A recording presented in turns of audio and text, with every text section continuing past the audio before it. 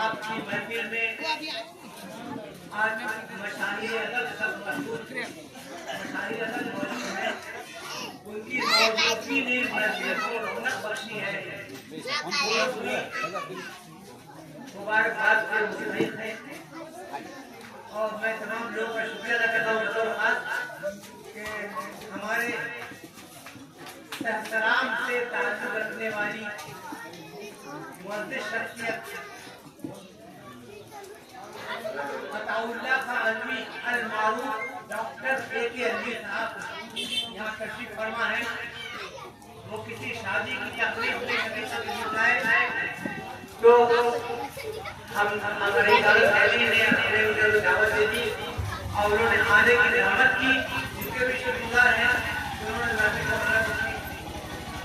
ہمارے اے کے علی صاحب کی ہماری شخصیت اس پر بہت کچھ بات کی جا سکتی ہے، لیکن یہاں وہ موقع نہیں ہے۔ آپ کا تعلق درس و تدریس سے رہا ہے اور آپ کی علمی اور ادبی خدمات کا دائرہ بھی بہت ہوتی ہے۔ آپ نے سفر قیامی پر پی ایچ ڈی کی ڈگری حاصل کی